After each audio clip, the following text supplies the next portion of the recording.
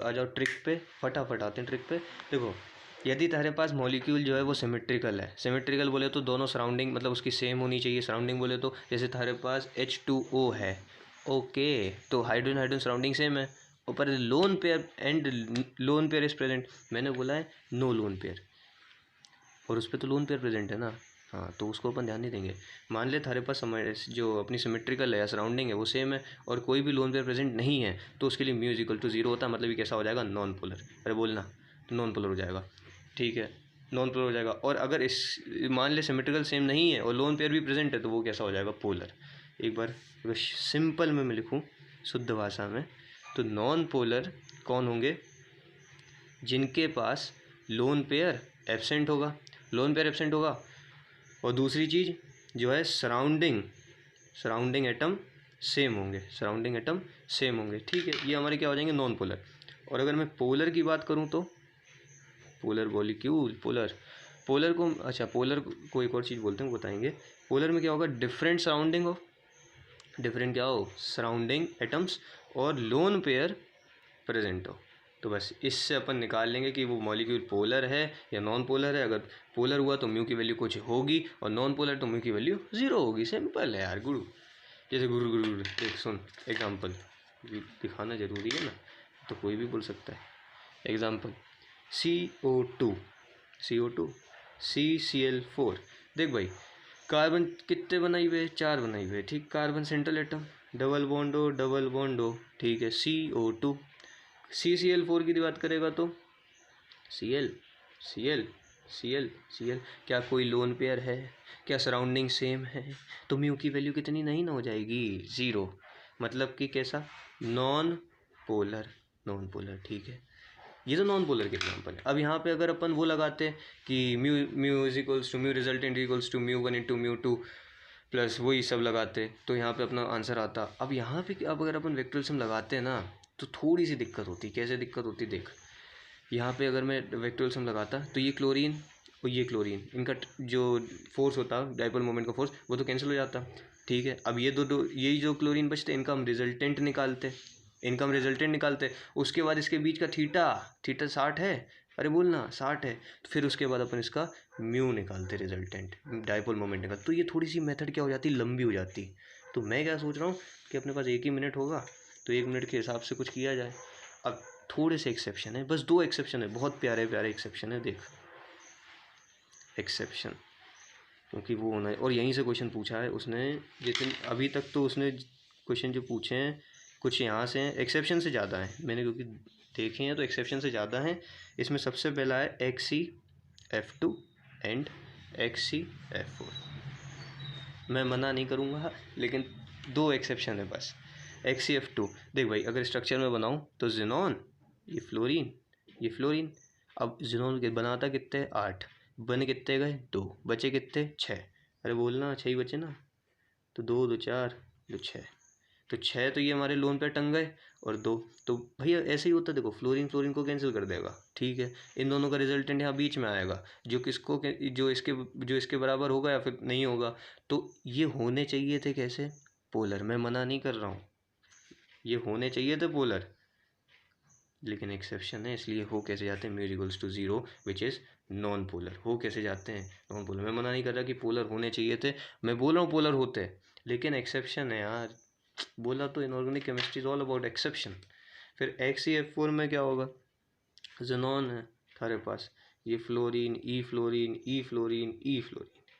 4 तो बन गए, बचे कितने, 4, तो 1 2 3 4, ये फ्लोरीन यहाँ कैंसिल करेगा, ये फ्लोरीन यहाँ कैंसिल करेगा, ये भी कैंसिल कर देगा, ये भी कैंसिल कर देगा, और लोन पेयर भी थोड़ा बहुत कैंसिल करेंगे। रिपल्शन होता है ना भैया, अट्रैक्शन तो होगा नहीं, लोन पेयर रिपल्शन होता है। तो XeF4, ये भी mu equals to 0 non polar. लेकिन आप तो बोलोगे कि आपने तो अभी बताया था कि लोन पेयर प्रेजेंट होगा तो पोलर हो जाएंगे। मैंने बोला ये एक्सेप्शन है, XeF2 and XeF4 are exception, ये होने चाहिए थे पोलर। मैं कोई भी मना नहीं कर रहा बिल्कुल भी, लेकिन हो कैसे जाते हैं, नॉन पोलर। इनको याद रख लेना अगर याद रख सको तो, क्योंकि यही पूछे हैं अभी तक तो मैक्सिमम। अच्छा ठीक है, XeF2 और XeF4। तो हमारी ट्रिक क्या कहती है कि अगर पोलर होंगे तो हमें डिफरेंट सराउंडिंग होगी, डिफरेंट सराउंडिंग होगी, मतलब डिफरेंट सराउंडिंग एटम होंगे और लोन पेयर प्रेजेंट होंगे। बस एक्सेप्शन याद रखना, XeF2 एंड XeF4 ये कैसे होते हैं, नॉन पोलर होते हैं, क्योंकि भले ही इसमें लोन पेयर प्रेजेंट होता है लेकिन ये एक्सेप्शन है। और नॉन पोलर में क्या होगा, लोन पेयर एब्सेंट होंगे और सराउंडिंग भी क्या होगी, सेम होगी। ठीक है, इतनी बात क्लियर हो गई। अब थोड़े से क्वेश्चन पे आते हैं। एक ये चीज़ और समझ लो, H2O2 की अगर हम बात करें, H2O2 का जो स्ट्रक्चर होता है अगर आपने पढ़ा है तो बहुत बढ़िया है। H2O2 में क्या होता है, ओपन बुक लाइक स्ट्रक्चर होता है, ओपन बुक लाइक स्ट्रक्चर। इसमें जो ऑक्सीजन ऑक्सीजन बॉन्ड होता है वो होता है नॉन पोलर। नॉन पोलर मतलब म्यू की वैल्यू कितनी होगी, 0। और ऑक्सीजन और हाइड्रोजन का जो बॉन्ड होता है वो होता है पोलर, मतलब म्यू की वैल्यू नॉट इक्वल टू 0। ठीक है, अगर मैं बात करूँ H2O2 मॉलिक्यूल की तो पोलर नॉन पोलर बॉन्ड दोनों प्रेजेंट हैं, लेकिन H2O2 होता कैसा है, पोलर। मतलब जो पोलर वाला पोलर कंपोनेंट है या फिर कह लो पोलर की ताकत ज़्यादा है जो कि नॉन पोलर को हरा देती है, इसलिए जो H2O2 है वो कैसा होता है, पोलर। मतलब ये क्वेश्चन नहीं है, क्वेश्चन ये होगा कि ऐसे कौन से कंपाउंड हैं जिसमें पोलर और नॉन पोलर बॉन्ड दोनों प्रेजेंट होते हैं। तो एक तो अपना होता है H2O2, एक और होता है, याद रखना हो तो रख लेना, C2H6। C2H6 ऑर्गेनिक कंपाउंड है, C2H6। इसमें भी क्या होता है, जो अपने पोलर नॉन पोलर दोनों प्रेजेंट होते हैं। अच्छा, पोलर को हम लोग एक और चीज़ बोलते हैं, जो पोलर मॉलिक्यूल्स होते हैं उनको हम बोलते हैं पद्मावती नहीं, परमानेंट डाइपोल। इसको हम एक और चीज़ बोलते हैं, परमानेंट डाइपोल। जो पोलर मॉलिक्यूल्स होते हैं इनको हम बोलते हैं परमानेंट डाइपोल। अच्छा, अब कंपैरिजन करूँगा मैं, और आप पहले क्या करना, पॉज करना, फिर उसके बाद सॉल्व करना। कंपैरिजन डाइपोल मोमेंट का, कि कैसे हम लोग डाइपोल मोमेंट निकालेंगे जब पॉलीएटॉमिक मॉलिक्यूल्स हमारे पास आएंगे। चलो उसको भी देखते हैं। अब भाई तो यहाँ पे अपन क्या करेंगे, कंपैरिजन करेंगे किसका, डाइपोल मोमेंट का। अच्छा ठीक है, ये कर लो, हमें क्या दिक्कत है। NH3 है, सेंट्रल एटम क्या है, नाइट्रोजन। 3 थारे पास कहाँ है, हाइड्रोजन, प्यारे प्यारे। अच्छा, नाइट्रोजन बना था कितने, 5, तो 3 तो बन गए, एक तो क्या होगा, लोन पेयर होगा ना भैया, क्योंकि वो तो सब कुछ मेंटेन करना पड़ेगा ना। और फिर क्या है, NF, और ये फ्लोरीन, और इसके ऊपर क्या होंगे, लोन पेयर NF3। अब मेरी बात सुन, मैं तो क्या बताया था कि लेस इलेक्ट्रोनेगेटिव से मोर इलेक्ट्रोनेगेटिव एटम जाएगा, और दूसरी चीज़ मैंने बताई थी सेंट्रल एटम से लोन पेयर जाएगा, डाइपोल मोमेंट। तो यहाँ पे तो दोनों चीज़ लगेंगी। तो सुनो, कोई दिक्कत वाली बात नहीं है। नाइट्रोजन जो है थोड़ा सा स्लाइटली इलेक्ट्रोनेगेटिव होता है हाइड्रोजन से ज़्यादा, तो क्या होगा, नाइट्रोजन हाइड्रोजन से अपनी तरफ खींचेगा कि नहीं खींचेगा, बोला आया ना। अच्छा, अभी हमें लोन पेयर भी है तो सेंट्रल एटम से लोन पेयर खींच लेगा पूरे, क्या, डाइपोल मोमेंट। ठीक है, अब अगर मैं NF3 की बात करूं तो यहाँ इलेक्ट्रोनेगेटिविटी लगा, इलेक्ट्रोनेगेटिविटी फ्लोरीन की ज़्यादा होती है नाइट्रोजन से, ये सबको पता होगा। तो फ्लोरीन अपनी तरफ इलेक्ट्रॉन खींच लेगी, इलेक्ट्रॉन अपनी तरफ खींच लेगी। लेकिन एक और चीज़ याद रखना, सेंट्रल एटम से लोन पेयर भी जाता है तो भैया नाइट्रोजन पूरा कंगाल हो गया, ऊपर नीचे हर जगह से लुट गया। नीचे से भी उसने इलेक्ट्रॉन पूरे दे दिए, ऊपर भी दे दिए, तो भाई इलेक्ट्रोनेगेटिविटी डिफरेंस भी है। तो यहाँ पे NH3 की डाइपोल मोमेंट ज़्यादा होती है NF3 से। देख भाई, तुम सोच रहे हो कि अरे NF3 जाएगा क्योंकि इलेक्ट्रोनेगेटिव ज़्यादा है फ्लोरीन, नहीं भैया, यहाँ डाइपोल मोमेंट देखो ना, सभी एक ही डायरेक्शन में। यहाँ तो वही दिक्कत आ रही है ना भाई साहब, समझ रहे हो आप। अब देख एक और चीज़ सुन, NH3 और H2O, ये 2016 का क्वेश्चन है नीट का, आनंद आना चाहिए इसको सोचने में, तो मज़ा आएगा।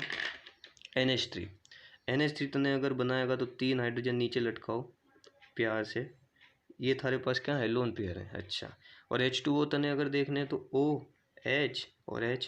अच्छा, ऑक्सीजन बनाता कितने है भैया, ऑक्सीजन 8, तो 2 6, 2 तो बन गए, 6 मतलब बाहर वाली आउटर मोस्ट शेल में कितने हो गए, 6 बनाएगा तो 2 तो बन गए, कितने बचे, 4, तो 1 2 3 4, 2 लोन पे टंग गए जहाँ पे। हाँ, अब सुन मेरी बात, वही सेम केस है, कोई दिक्कत वाली बात नहीं है।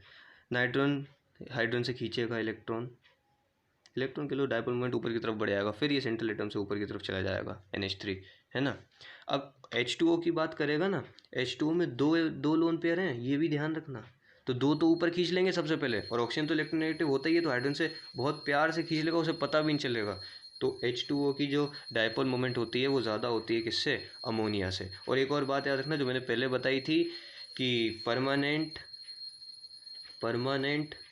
डाइपोल बोले तो पोलर मॉलिक्यूल, परमानेंट डाइपोल मतलब पोलर, जहाँ पे क्वेश्चन दिख जाएगी। पर जैसे एक मैं अभी क्वेश्चन कराऊंगा, जैसे उसने क्वेश्चन में क्या बोला था कि विच ऑफ द फॉलोइंग जो है which of the following will not show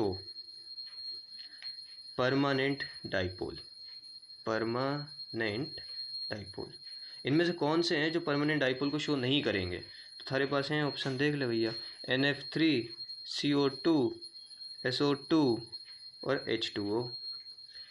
अच्छा, तो भैया H2O का तो मैंने यही बना दिया, पोलर मॉलिक्यूल था वो H2O, लोन पे प्रेजेंट है ना भैया। हाँ, NF3 का भी मैंने बना के रखा हुआ है पहले से ही, ये देख लोन पे प्रेजेंट है, सराउंडिंग भले ही सेम है लेकिन लोन पे प्रेजेंट है। फिर SO2 सर बना लेते हैं, चलो। सल्फर, ऑक्सीजन, उससे टिपो है ना कि नहीं, ऑक्सीजन के नीचे आता है सल्फर, वो भी कितने बनाएगा, 8। अरे भाई साहब 2 और 6, तो सल्फर डबल बॉन्ड हो 4 बन गए, एक तो लोन पेयर बच जाएगा, तो ये भी कैसा हो जाएगा, पोलर। तो परमानेंट डाइपोल जो शो नहीं करेगा कौन, CO2 शो नहीं करेगा क्योंकि किसके लिए ये कैसा होता है, नॉन पोलर होता है। अरे बोलना यार, चमका या नहीं चमका। अब ये तो हमारी छोटी सी चीज़ें थी जो थोड़ा सा अगर याद कर सको तो अच्छी बात है। एक और मैं बेहतरीन क्वेश्चन कराने का सोच रहा हूँ, चलो करा देते हैं, आनंद आना चाहिए ना, थोड़ा सा लंबा हो जाएगा बस। सुन भाई, आखिरी के जो 2 क्वेश्चन मैं कराऊंगा वो थोड़े से ज़्यादा इंपॉर्टेंट हैं क्योंकि ये वैल्यू बेस्ड हैं, ये थॉट बेस्ड नहीं है जो अपन ने अभी तक पढ़ा उस पर बेस्ड नहीं होंगे, ये वैल्यू बेस्ड होंगे। अब ये तो मैंने स्ट्रक्चर बना दिया तो आप बता दोगे कि ये पोलर है या नॉन पोलर है। अगर मैं स्ट्रक्चर नहीं बनाता और सिर्फ मैं आपको लिख के देता तो थोड़ी सी आपको कन्फ्यूजन होती, लेकिन अपने क्या देखना है कि अगर लोन पे प्रेजेंट है और सराउंडिंग्स डिफरेंट है, यहाँ तो सराउंडिंग फिर भी सेम है लेकिन लोन पे प्रेजेंट है, तो ये कैसा हो जाएगा, पोलर। तो बस, due to presence of lone pair ये कैसे हो जाते हैं, पोलर। दोनों SH और OH दोनों पोलर हो जाते हैं, ठीक है। अब एक लास्ट क्वेश्चन जो बेस्ड है हमारा किस पे, डाइपोल मोमेंट पे, ये ऑर्डर ऑफ डाइपोल मोमेंट हमें निकालना है। ये थोड़ा सा लेकिन वैल्यू बेस्ड है, order of mu dipole moment. इसमें सब ये है CH3Cl, CH2Cl2, CHCl3 क्लोरोफॉर्म होता है या CaCl3, और CCl4 कार्बन टेट्रा क्लोराइड। अब इसमें क्या होगा, ऐसा अलग क्यों बना दिया मैंने, इसको बनाया नहीं है, थोड़ा सा ये जो अपन ने अभी तक पढ़ा ना उससे कॉन्सेप्ट से अलग है। कार्बन क्लोरीन से है, फिर यहाँ 3 तो हाइड्रोजन जुड़े हैं, फिर देख भाई ये कार्बन क्लोरीन, अब एक क्लोरीन ज़्यादा है तो नीचे आ जाएगा, फिर एक ये कार्बन, अब यहाँ एक ही हाइड्रोजन है, हाँ ये 3 क्लोरीन, और यहाँ तो 4 ही क्लोरीन हो गए समझो। तो वो यहाँ पे हमसे ये क्वेश्चन पूछता है, जो भी बड़े लोग मतलब पेपर जो बनाएंगे वो पूछेंगे कि इनका हमें ऑर्डर बताओ। किसका ऑर्डर भाई साहब, भैया डाइपोल मोमेंट का ऑर्डर बताना है। तो मैंने बोला ठीक है। अब यहाँ पे सबसे मेन चीज़ जो आप लगाओगे, जो अपन ने अभी तक सीखी वो यही लगाओगे कि भाई सराउंडिंग सेम है, सराउंडिंग क्या है, सेम है, और लोन पर कोई प्रेजेंट नहीं है क्या, लेकिन यहाँ सराउंडिंग क्या होगी, डिफरेंट है। तो ना तो हमारा वो वाला कॉन्सेप्ट लग रहा। चलो इलेक्ट्रोनेगेटिविटी लगाते हैं, तो अगर इलेक्ट्रोनेगेटिविटी लगाओगे तो हाइड्रोजन की हल्की सी थोड़ा बहुत अंतर होता है, लेकिन उससे इलेक्ट्रोनेगेटिविटी से तो हाइड्रोजन कार्बन से खींचे, मतलब हाइड्रोजन दे देगा कार्बन को, क्योंकि कार्बन खींचेगा उससे, क्योंकि वो कैसे खींच रहा है, क्योंकि क्लोरीन उससे बड़ा वाला बैठा हुआ है ऊपर इलेक्ट्रोनेगेटिविटी से, तो यहाँ पे पूरी इलेक्ट्रोनेगेटिविटी ऊपर हो गई। अच्छा, ये थोड़ा थॉट बेस्ड है, मैं पहले ही बोल रहा हूँ। और फिर ये CH2Cl2 कार्बन है और ये हाइड्रोजन 2 ही है इस बार, तो क्लोरीन छोड़ेगा क्या, क्लोरीन बोलेगा हम तो उसे बड़े हैं बे, तो क्लोरीन अपनी तरफ ले लेगा, ये भी क्लोरीन अपनी तरफ ले लेगा, और हाइड्रोजन से बस ये ले पाएगा कार्बन। अब यहाँ क्या हुआ, एक ही हाइड्रोजन था तो एक ही से ले पा रहा होगा, और 3 को देना होगा इसको इलेक्ट्रॉन, और कुछ मत सोचियो। और फिर CCl4 की बात करें तो कार्बन अब यहाँ पे 4 को दे रहा होगा। तो इसका जो ऑर्डर होता है डाइपोल मोमेंट का वो कुछ नहीं होता, ये मैं बस थॉट बेस्ड है, पहले बताया मैंने, ये वैल्यू बेस्ड है, सॉरी वैल्यू बेस्ड है। तो इसमें क्या होगा, जो ऑर्डर आएगा वो आएगा CH3Cl, CH2Cl2, CHCl3 और CCl4 का सबसे कम। अरे क्यों कम, देख भाई यहाँ 3 ने खींचा, यहाँ एक ही खींच पाया, तो नेगेटिव वैल्यू चली गई, ऐसे समझ लो। यहाँ क्या हुआ, 2 खींच पाए और 1 दे पाया, और यहाँ पे इलेक्ट्रोनेगेटिविटी डिफरेंस आया। तो जो डाइपोल मोमेंट का ऑर्डर आया वो क्या है, CH3Cl की ज़्यादा होती है CH2Cl2 की, फिर CHCl3 की, फिर CCl4 को। उसको याद कर लो तो और भी बढ़िया है, क्योंकि पूछ जा सकता है यार, देख सिंपल सी बात है। अच्छा एक और चीज़ वैल्यू बेस पे है ये भी, सेकंड, कि हमारे पास है CH3Cl CH3F और CH3Br और CH3I। ठीक है, इसमें भी हमसे वही पूछता है कि वही डायपोल मोमेंट का हमें ऑर्डर बता दो। तो देखो सबसे पहले आप क्या लगाओगे ना, ये क्वेश्चन ही गलत है। आप सबसे पहले यही बोलोगे, बोलेगा सबसे ज़्यादा इलेक्ट्रोनेगेटिव कौन है, फ्लोरीन है, तो फ्लोरीन सबसे ज़्यादा होना चाहिए ना। सब यहीं गलती कर जाओगे यार छोटे। फ्लोरीन जो है, मैं मान रहा हूँ सबसे ज़्यादा इलेक्ट्रोनेगेटिव है, लेकिन एक और चीज़ भी तो देखो, स्मॉल साइज़ का है। अब भैया तुम खुद बताना, तुम्हें 200 स्क्वायर फीट के घर में मज़ा आएगा या फिर 500 स्क्वायर फीट के घर में? 500 में आएगा मज़ा, जो कि क्लोरीन 500 वाला होता है। तो अब लोन पेयर क्या करेंगे, रिपल्शन करेंगे। तो जितना डायपोल मोमेंट उसका होगा नहीं, उतना तो वो कम ही कर देंगे ना। रिपल्शन कर करके पूरे इलेक्ट्रॉन को मतलब तोड़ देंगे, फ्लोरीन को पूरी तरीके से टूट जाएगा बेचारा, बुरा लगता है। चलो CH3Cl की ज़्यादा होती है CH3F से, CH3F की ज़्यादा होती है CH3Br से, और फिर CH3I की। तो बस याद रखना फ्लोरीन की क्यों कम हो जाती है CH3Cl क्लोरीन से, क्योंकि वो उसका स्मॉल साइज़ है, जिस कारण से लोन पेयर रिपल्शन होता है, ना कि अट्रैक्शन। तो बने रहिए, ये आपका डायपोल मोमेंट पूरा क्लियर हो चुका है। अगर कुछ और ज़्यादा होगा तो मैं ऐड ऑन करूँगा, फिर पढ़ते रहिए। All the very best. चलो 1 2 3 come on